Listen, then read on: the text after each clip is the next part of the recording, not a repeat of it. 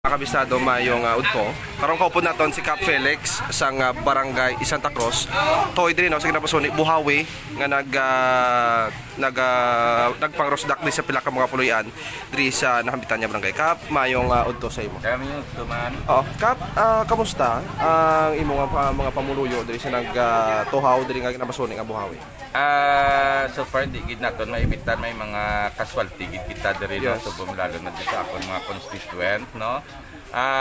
Sa subong sa initially report naton diri may 17 kami diri nga affected nga families no nga mga houses. So ina-initial pa lang sa isa lang na ka-area no. So may 11 kita ka partially damaged nga balay kag may 7 kita nga totally damaged sa isa lang na ka-area kay do diri gid na nga no kay may mga kahoy nga nagtululumba nga mga paho nga mga dalagko. So iba na tumbahan gid no. So sa subong validate pa kami ang amon barangay official kaupod sang DSWDO kag nagabalidate pa gid kay may mga nagasululod pa diri sa aton sa barangay nga kuno napiktuhan man sila.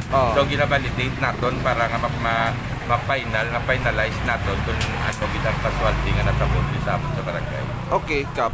Sa area nga to, ano na nga zona, Cap, ang naigo gid sang Buhawi? Actually sa amon diri sa amon barangay do wala kami zona. Wala ka zona. Wala kami zona kay dito gamay man lang. So ang amon niya pag depende sa kagawad nga nabilong sa area, siya yung mga in charge na lang. Oo. Okay, Cap. Mga ano oras gid nag-umpisa ining pagragasa So sa siring? siguro mga 4 mga alas 4 imidya siguro aga-aga pa. ang mga pag sang pagpaskog sang hangin. Oo, mga ano kadugay, Cap, dangat in oras. Hindi lang ko ka gid kay actually gid pahibalo man lang ko gani no. So mga 30 minutes siguro mga more or less mga 30 minutes gid man kag Ang kadugayo. ang kadugayon kaluoy mo. sang hangin Hangin. kagulan. Okay, Cap, tawag sini may mga pilason kita. So may ara kita isa nga ang balay totally damaged, so doon napilpilan gid ang tawo susunod. Bata.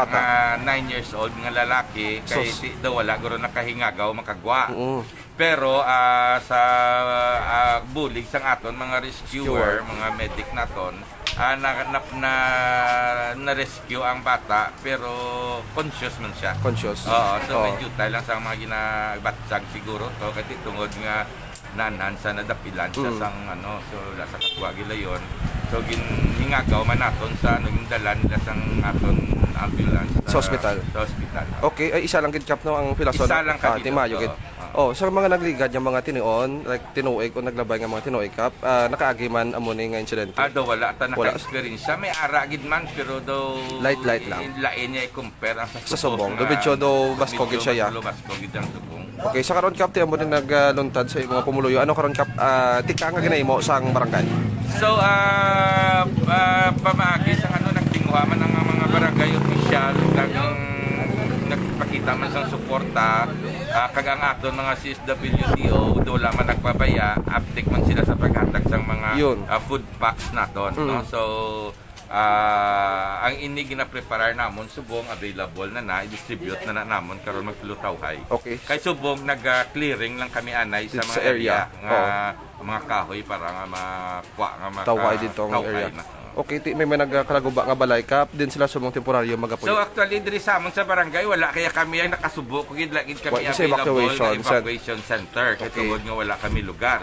Pero sa tion sang mga amos sini nga mga may mga lugar man kami nga ginapausar namon halimbawa ng ato ni chapel. So gina-open ina kun ang willing nga mag-evacuate bukas na sila bukas sa iladi na wala at galing kay sa subong do wala naman sila evacuate pa kadto sa evacuation center kasi do na do okay mabasi kaya man nila. So pero importante wala ka mo nagpabaya sa ila, Cap, sa pahanomdom. Wala gid amon gid na responsibility. Cap, do nakita naton tigamo kita ano subong nagprepara naton. Ginaprepara ni namon kay nakita naton to kadamo sang mga NGOs nga mga organization nga nagbuluntar sang ila kabudlay lalo na sa pag-clear to sang mga kahoy to nga naglalapta no. kag ang ini sa dito man sa napiktuhan man to nga balay. So dalon ni namon karon dito at least bisan paano may ano kami pero ang amon food box ready na i-distribute. Bao ka mayo gid. Okay, sige Kap, Felix Octavio, Sige. mayong aga, mayong adto sa imo sa liwat. Thank you gid. Okay, God bless sa imo. sa inyo tanan. Okay.